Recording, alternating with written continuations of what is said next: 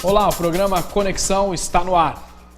O programa que te informa sobre os assuntos do Congresso Nacional, que é constituído por duas casas legislativas federais, o Senado e a Câmara dos Deputados. E vamos primeiro ao Senado.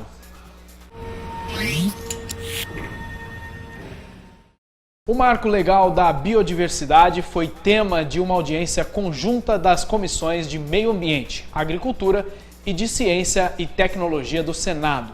O projeto regulamenta o acesso e exploração comercial do patrimônio genético brasileiro e garante que os benefícios cheguem às comunidades tradicionais.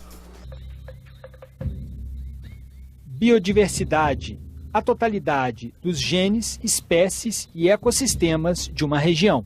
O Brasil abriga cerca de 20% de todas as espécies do mundo. São 55 mil plantas, 3 mil peixes de água doce e mais de 500 mamíferos. Um gigantesco patrimônio que coloca nosso país na posição de detentor da maior biodiversidade do planeta. Uma riqueza que, explorada de forma adequada, pode gerar renda para comunidades tradicionais, índios, ribeirinhos e pequenos agricultores que já detêm conhecimentos e acessam de forma artesanal os benefícios da nossa biodiversidade. Um projeto enviado pelo Poder Executivo ao Congresso Nacional pretende simplificar a pesquisa e a exploração do patrimônio genético brasileiro. Aprovado na Câmara dos Deputados no ano passado, o projeto agora tramita em regime de urgência aqui no Senado, onde vai ser analisado por 5 comissões simultaneamente. Pelo projeto, empresas e pesquisadores brasileiros terão maior facilidade para conseguir autorização para pesquisas. As empresas estrangeiras poderão obter o mesmo benefício, desde que vinculadas a entidades nacionais. Hoje é preciso uma autorização do Conselho de Gestão do Patrimônio Genético, vinculado ao Ministério do Meio Ambiente, mas o processo pode levar vários meses e exige uma série de documentos. O governo alega que muitas empresas desistem de desenvolver seus produtos no Brasil diante das dificuldades. Quem usa os recursos genéticos para benefício produtivo são as indústrias alimentícias, né? E aí agricultura e alimentação, como se fala, é um grande conjunto. As indústrias farmacêuticas, remédios e outras coisas parecidas. E as indústrias de cosméticos. Mas é preciso levar em conta ainda as comunidades tradicionais que desenvolveram ao longo de gerações o conhecimento sobre o uso da biodiversidade brasileira. Por isso, a lei vai determinar também como repartir os benefícios do comércio de produtos derivados do patrimônio genético brasileiro. Para mim é fundamental que a gente dê voz às preocupações dos legítimos representantes das comunidades tradicionais. Muitas organizações não governamentais, que eu respeito, estão trabalhando nesse tema há algum tempo. Comunidade científica também. Agora, esse é um tema que não tem consenso. Autor de outro projeto sobre o mesmo assunto, o senador João Capiberibe criticou a pressa do governo para regulamentar a matéria. O projeto do governo tem muitos aspectos positivos. No entanto, não ouviu aqueles que estão concernentes, digamos, a essa da base. A base da cadeia produtiva começa com as comunidades indígenas, as comunidades quilombolas, as comunidades de produtores de agricultura familiar. Então, esse segmento não foi ouvido. As pessoas precisam se manifestar dizendo se elas querem ou não repartir o conhecimento que é delas. Isso é natural. Eu posso querer ser contratado ou não por uma empresa e ser pago ou não pela essa empresa de acordo com o meu interesse. E essas pessoas, essas comunidades precisam ter essa liberdade. E isso não está claro, aliás, não está colocado no projeto que foi aprovado na Câmara. O projeto que veio do governo tem muito serviço adiantado. Vamos ver onde a gente pode aperfeiçoar e melhorar para que a sociedade brasileira se sinta contemplada com a aprovação dessa matéria. O Congresso Nacional aprovou e colocou em prática um novo sistema para apreciar vetos presidenciais. Mas a novidade vai além do plenário. Agora o cidadão pode participar do processo. Dá só uma olhada. O projeto que organiza a apreciação dos vetos foi posto em prática no mesmo dia em que foi aprovado, dia 11 de março. As novas regras estabelecem tempo para discussão e encaminhamento, critério de proporcionalidade para apresentação de destaques e limites para obstrução. O processo fica transparente, fica garantido o direito das minorias das lideranças que representam a minoria na casa se manifestar, de se fazer destaque, mas, ao mesmo tempo, se ordenou, se estabeleceu uma regra que permite que as sessões tenham começo, meio e fim. Por incrível que pareça, nós chegamos a ponto de não saber quando é que a sessão terminaria. Além das mudanças na hora de votar, há também novidade para o acesso online. A partir de agora, a cédula de votação que será usada pelo parlamentar fica disponível no site do Congresso Nacional. Com esse novo dispositivo, qualquer pessoa pode acessar, preencher e pesquisar a pauta de vetos. Qualquer pessoa, em qualquer computador, em qualquer lugar do mundo. Obviamente que nada mais é do que uma intenção de voto até aquele momento e passa a ser um voto propriamente dito somente quando o parlamentar entrega isso no plenário. A cédula fica disponível no site do Congresso assim que a sessão para apreciar os vetos é convocada. Além da cédula online, o novo sistema também publica na internet o resultado de todas as votações. A apuração de uma quantidade tão grande de dispositivos antes demoraria em torno de 15 a 20 horas. Né? Passava a madrugada aqui apurando os vetos. Agora não. Em torno de 20 minutos, 25 minutos, a gente já consegue ter esses resultados. O acesso simplificado à cédula e ao resultado dos vetos é uma forma de reforçar a fiscalização da atividade legislativa e de ampliar a transparência no Congresso. É o que diz Antônio Queiroz, do Departamento Intersindical de Assessoria Parlamentar. Nossa, é uma medida extremamente oportuna e de respeito ao eleitor, para que rapidamente saiba como se pronunciou o seu representante, não apenas na primeira fase da formulação da política pública, quando votou a proposição, mas também depois de um eventual veto presidencial. É uma medida que merece todos os aplausos, porque vem no sentido de tornar mais transparente, mais ágil e na direção da prestação de contas. E o Congresso Nacional aprovou o orçamento da União no último dia 17. Um acordo entre o governo e oposição garantiu que a lei orçamentária saísse do papel. A saúde pública está em questão. Confira os detalhes na reportagem de Dante Ascioli.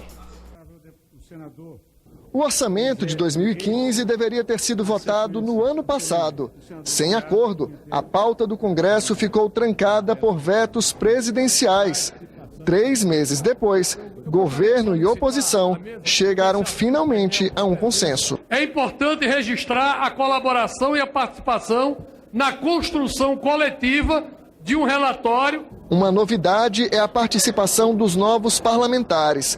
Cada um dos 267 senadores e deputados que entraram no Congresso em 2015 indicou gastos de até 10 milhões de reais em obras e serviços.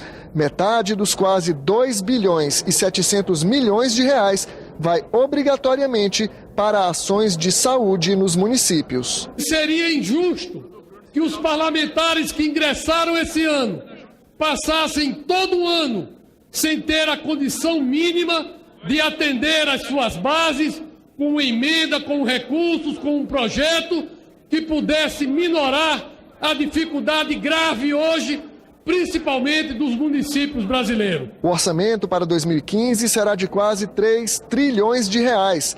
Desse total, 30% serão usados para pagar os juros da dívida pública, praticamente 900 bilhões de reais. 4 vezes mais que todas as despesas do governo com saúde e educação, que somam 221 bilhões de reais. Os investimentos previstos são de 79 bilhões de reais. Mais da metade vai para projetos considerados nacionais, que beneficiam todos os estados do país. Nos investimentos regionais, o Nordeste sai na frente, 14 bilhões de reais, seguido do Sudeste, Sul, Norte e Centro-Oeste. O orçamento traz alguns indicadores sobre a economia brasileira. O Produto Interno Bruto, que mede a atividade econômica do país, deve crescer menos de 1% em 2015. A estimativa é de que a inflação medida pelo IPCA feche o ano em 6,49%. O salário mínimo fica em R$ 790. A Selic, taxa de juros definida pelo Banco Central, é projetada em quase 12% ao ano. E o valor médio do dólar deve bater os R$ 2,59. Para os oposicionistas, o orçamento deste ano é uma ficção, porque muitas despesas previstas serão contingenciadas pelo ajuste fiscal previsto pelo governo. Do orçamento que nós estamos aprovando aqui nesta noite, algo em torno de 111 bilhões de reais serão contingenciados desse orçamento. A base aliada rebate. A oposição, que ela tem memória muito curta. Governaram o Brasil por 8 anos, o PIB brasileiro cresceu que nem rabo de cavalo, para baixo. Caiu de 534 bilhões para 504 bilhões. O PIB no governo do presidente Lula, da presidenta Dilma, do PT e seus aliados, subiu para perto de 3 trilhões. Hora de mudar de casa. Vamos agora à Câmara dos Deputados.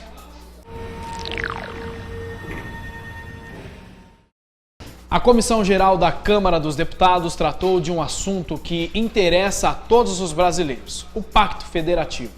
Vamos saber o que é isso na reportagem de Carolina Nogueira. Pacto Federativo é como se chama o conjunto de regras que estabelece a relação entre os estados, os municípios e a União.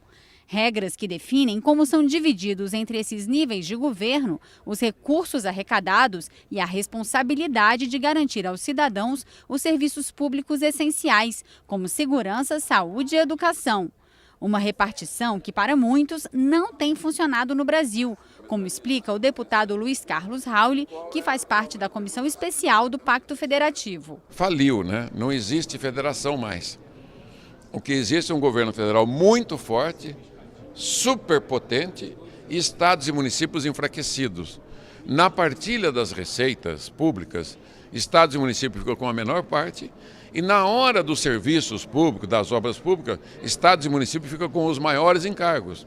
Quando recebeu o governador de São Paulo, Geraldo Alckmin, para discutir um pacote de projetos de lei sobre segurança pública, o presidente Eduardo Cunha disse que pretende incluir a questão da segurança numa discussão mais ampla de revisão do Pacto Federativo, o que acontece na Comissão Geral e também em uma comissão especial. O assunto mais polêmico na relação entre governo federal, estados e municípios costuma ser a repartição dos impostos. No ano passado, o Congresso promulgou a Emenda Constitucional 84, que aumentou em 1 ponto percentual os repasses de impostos federais ao Fundo de Participação dos Municípios, uma reivindicação antiga dos prefeitos. O deputado Rauli resume os temas que devem ser enfrentados pela comissão especial. Primeiro, as receitas dos estados e dos municípios e da União. Precisa aumentar as receitas dos estados e municípios. Segundo, fim da guerra fiscal. Terceiro, saúde. O governo federal precisa pôr mais dinheiro no SUS. O SUS é o maior programa de saúde do Brasil e do mundo, só que precisa de mais dinheiro. Quem que está faltando com o dinheiro? A União. Tem municípios que eles são obrigados a gastar 15%, estão gastando 30%. Então a União tem que passar. A educação é a mesma coisa, né? Na segurança pública, Polícia Militar, Polícia Civil, segurança do cidadão, a União é omissa, ela tem que participar desse processo. É votada nesta semana na Câmara dos Deputados a continuidade da análise de propostas que tratam de reajustes no salário mínimo. Vamos ver mais detalhes na reportagem de Paula Bittar. O projeto prorroga a atual política de valorização do salário mínimo para 2019. A política, que perde a validade neste ano, prevê a reposição da inflação e um reajuste real baseado no crescimento da economia de 2 anos antes. O texto base da proposta foi aprovado na semana passada, mas os deputados adiaram para esta semana a análise de emendas que tratam de temas polêmicos, como a aplicação da mesma política a aposentadorias de valor maior que o salário mínimo. O líder do PT, Cibá Machado, defende que não é bom mexer em regras de aposentadoria antes de outros debates sobre o assunto, como possíveis modificações no fator previdenciário, cálculo que leva em conta fatores como tempo de contribuição e idade e pode reduzir o valor do benefício. Ele também afirma que o relator, deputado André Figueiredo, não especificou de onde virão os recursos para cobrir o aumento. O relator incluiu isso, estendendo a todas as pensões da Previdência Previdência sem dizer de onde vem a receita. Então o problema não está no salário mínimo, o problema está na Previdência. Então o que nós estamos discutindo é tratar a Previdência de forma separada, porque na Previdência, além dessa questão da remuneração do salário dos pensionistas, está se discutindo o fator previdenciário, se retira o fator, o que vem. André Figueiredo, que é de um dos partidos que compõem a base governista, o PDT, garante que a extensão da política para os aposentados não trará impactos imediatos aos cofres públicos. Qual é a política de valorização do salário mínimo? É a inflação do ano anterior, mais o crescimento do PIB de 2 anos anteriores. Ora, nós vamos votar esse ano um projeto que só vai vigir a partir de 2016. Então ele vai pegar o crescimento do PIB em 2014. Em 2014 o crescimento do PIB foi 0. Então o impacto nos aposentados vai ser 0. A projeção do PIB para 2015 é 0. Então o impacto em 2017 vai ser 0. Então, qual é o impacto nas contas do governo? Ora, vão dizer, puxa, mas essa regra vai ser permanente. Sim, quando o Brasil voltar a crescer, então nada mais justo que quem se aposentou, quem trabalhou a vida toda para construir a riqueza do Brasil, tem direito também a esses benefícios. Ainda nesta semana, os deputados poderão votar os destaques do projeto que regulamenta os direitos dos empregados domésticos, que também já teve o texto principal aprovado. Temas como a redução da contribuição previdenciária do patrão de 12% para 8% poderão ser analisados. E depois de adiar a vinda à Câmara por problemas de saúde, o ministro da Educação, Cid Gomes, poderá comparecer ao plenário nesta quarta-feira para explicar declaração dada em visita à Universidade Federal do Pará. Ele teria dito que existem entre 300 e 400 deputados achacadores que torcem contra o governo. A presidente Dilma Rousseff sancionou nesta semana, com vetos, o novo Código de Processo Civil. Depois de 4 anos de debate, as novas regras foram aprovadas pelo Congresso no fim do ano passado. O novo código substitui o de 1973 e deve tornar os processos na Justiça mais rápidos e eficazes. O novo Código de Processo Civil vai mexer diretamente com a vida dos brasileiros. Um dos maiores benefícios da lei é simplificar e acelerar o trâmite das ações judiciais, como os casos de família, consumidor, contratos e relações trabalhistas. O novo código reduz, por exemplo, o número de recursos que podem ser apresentados durante um processo. A presidenta Dilma Rousseff sancionou a lei com vetos numa cerimônia no Palácio do Planalto. O deputado Paulo Teixeira, do PT de São Paulo, foi o relator do texto na Câmara. Ele destacou que outra mudança importante é que só serão levados ao judiciário os conflitos que não forem resolvidos por conciliação. Nós queremos isso. Um país que tenha, de um lado, um judiciário que consiga prevenir os conflitos e resolvê-los numa instância pré-judicial. Em segundo lugar, um processo que desestimule aquele que queira postergar a decisão, protelar a decisão. O ministro do Supremo Tribunal Federal, Luiz Fux, foi presidente da comissão de juristas que elaborou o texto do novo Código de Processo Civil analisado no Congresso. Ele afirmou que tudo foi feito com a participação da sociedade. Não é exagero assentarmos que foram realizadas quase que 100 audiências públicas. Recebemos mais de 80 mil e-mails.